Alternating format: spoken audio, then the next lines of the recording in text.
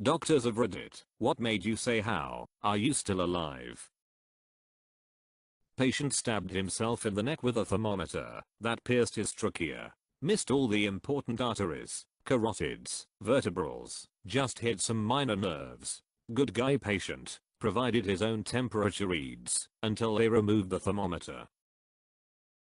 My dad's a doctor, so I asked him. When he was an intern in the someone walked in the front door with a kitchen knife sticking out between his eyes to the handle. The knife went through his sinus cavity and ended with the tip in his throat, millimeters from his brainstem. He goes into surgery and walks out of the ICU the next day. My dad says he is the luckiest man he ever saw. Blood alcohol of 0.730. I had a guy with a Bowie knife sticking out of his chest. The knife was pulsating. I could literally count his pulse from across the room. Hemoglobin of 35, 3.5. In a 35-year-old guy with a chronic rectal bleed he refused to have looked into for months because he didn't want anyone looking at his bumhole. Finally brought to the by ambulance when he fainted. Aka started dying in a grocery store. Guy had an argument with his girlfriend, wanted to leave the apartment. Instead of taking the door, was real angry and jumped off the balcony, fell down 40 feet directly on his heels on cement. He ended up having an ankle sprain. I wondered how he managed previous issues in his life. I used to work as a clerk in diagnostic imaging at a hospital, and we had a man come in for an x-ray complaining of chest pain. His records showed his last visit was 2 years prior, when he got drunk and fell into a fish tank, breaking it. Stitched him up and sent him home.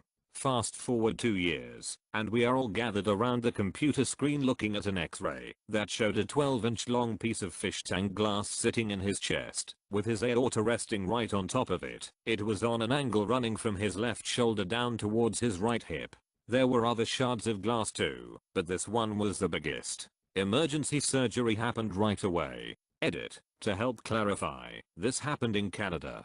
Edit. I obviously didn't pick up correct info from the conversations that day the whole tempered glass situation. Sorry. Simply meeting someone who was 110 years old. About 20 years ago, I had a patient come in with obstruction of his colon by a large colon cancer. The cancer had spread to his liver, and CT scan showed the liver basically replaced by metastatic tumor. So he wouldn't die on intestinal obstruction. I won't go into detail, but trust me, it is a very unpleasant way to die. The patient, his family, and I decided to try placing an expandable metal stent through the tumor. It worked. His obstruction was relieved, and he was able to go home to spend his last days with his family. 18 months later the patient came in for an office visit for heartburn. He was even more jaundiced than when I first met him, but he felt basically well and was eating well. The stent was still functioning. I never saw him again and assume he finally succumbed to his disease, but he got at least 18 months of precious and really good time. I designed spine implants for a living. Every now and then I'll be in a case of severe adolescent scoliosis. Stuff like this. With corrective surgery, patients like this can go on to live very healthy lives. Blows my mind. As a very junior doctor I looked after this mega alcoholic who needed ascites, fluid in the abdomen, caused by liver failure, tapping out every month or so. He kept coming in a worse and worse shade of yellow-green, jaundice, needing more and more fluid removed, still merrily drinking all the while. Well, the obvious happened. He died. Now he dead. So I wander onto the ward a few weeks later to find him sitting there in bed, green as you like, looking very alive. Turned out his was his twin, also an alcoholic, also not to live much longer. Pathologist here had a guy who had died suddenly and unexpectedly. I soon learned he was the recipient of a lung transplant about 15 years prior. When I opened the man up, his transplanted lung was upside down. I flipped the lung into the proper position, and bloop, it flipped right back to upside down. That was quite alarming. The surgeons who originally performed the transplant incorrectly attached the organ. When he by chance entered the correct position, the lung flipped over, causing his pulmonary artery to seal shut, resulting in his death. The man lived for 15 years with a lung that was dying to flip upside down. And it was only by sheer chance he didn't move in such a way that allowed it to do so until the fateful day of his death. It is one of the most fascinating cases I have ever witnessed.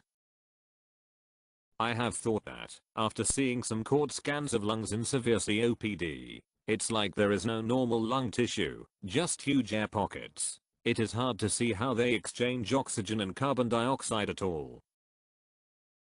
I'm a nurse. Had a guy walk up to the front desk after hitting himself in the throat with a chainsaw. All the flesh of his neck was flayed open. I could see his trachea and his right jugular vein. If he had cut in just a tiny bit deeper, he would have sliced right into both. The only thing that saved him was that he was a big fat guy with a huge neck. A skinnier man would have died very unpleasantly. Saw a guy with a machete lodged up into his skull. Asked him if he was okay, not sarcastically, just through a generic question, to check his ability to respond. He said yup. My uncle, 88 years old and multiple health issues. Doc said to him, "Chuck, you're a hard guy to kill." Paramedic here, so many but to come to mind. Responded to a well-being check. Basically check on someone no one has heard from in a while. Get there and police advise the woman is dead and appeared to be so for a while. Middle of summer. Can smell her. Before getting close to house, put on protective gear and air packs to move the body. She is rotting. Maggots and flies. Can see organs. We go to carefully move her into body bag and she opens her eyes and gasps. She was alive and rotting alive. We got her to the hospital alive and she lived for several days more. Second was a suicide. Shotgun to the face. He held it under chin, but it slipped, and he blew off front of face except one eye. He was awake, and tried to talk but obviously couldn't. We ended up sedating and intubating, but he lived and walked out of hospital after tons of reconstructive surgery.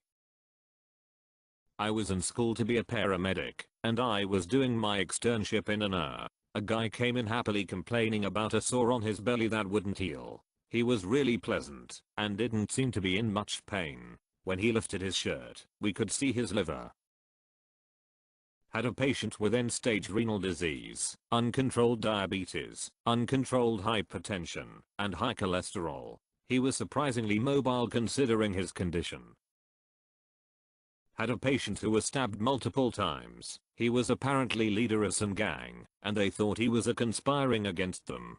By the time we got him into the table he was cold, lifeless, no pulse. Hours passed and we were sure he was gone. Shockingly, his dog jumped up on the table and he immediately gasped for air. Never seen anything like it. That snow was special.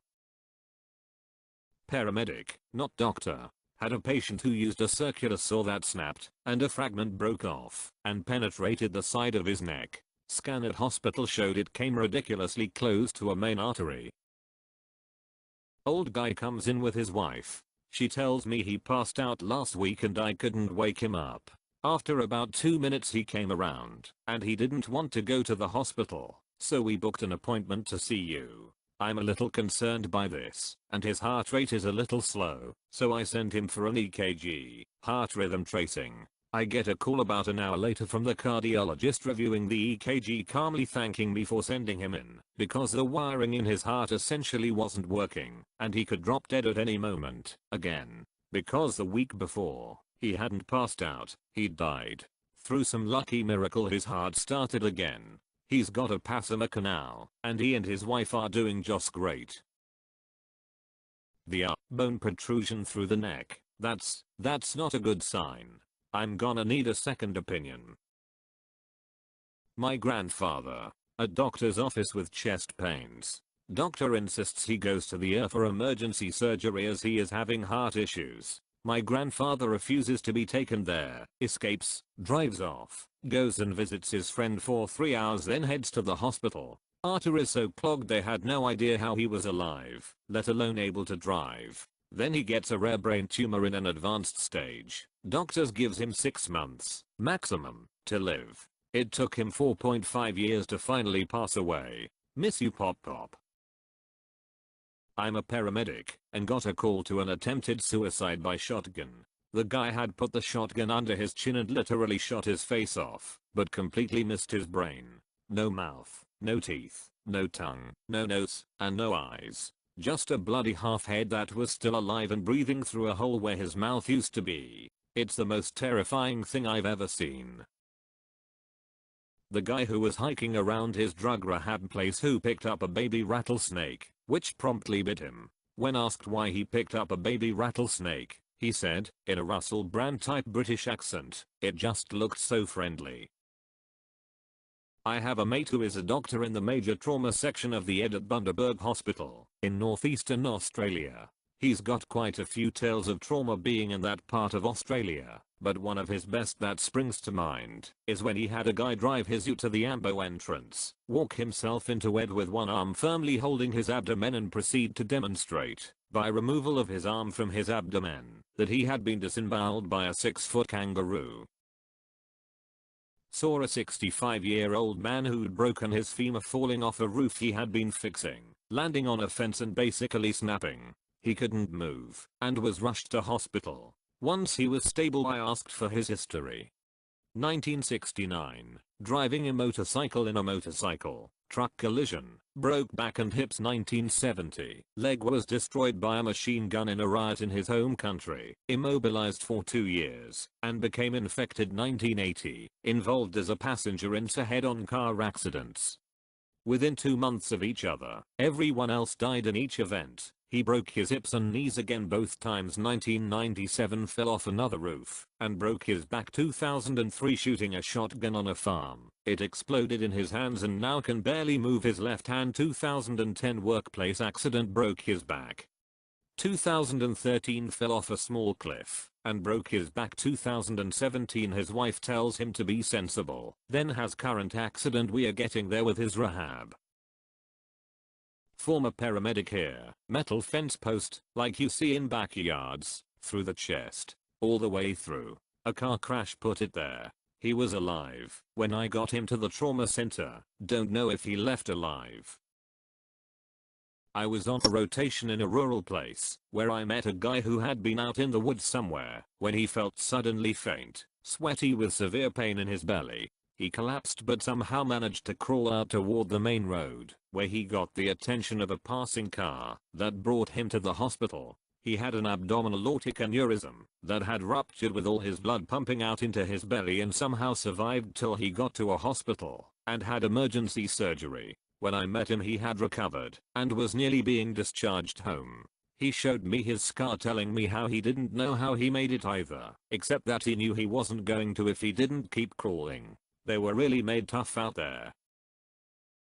White blood count of 500. Keep in mind normal values are from 4-12. This was from progressed acute leukemia that should have been caught way before. This person also had multiple brain bleeds at the same time due to low platelets. How they recovered from that to go through chemo is still amazing to me.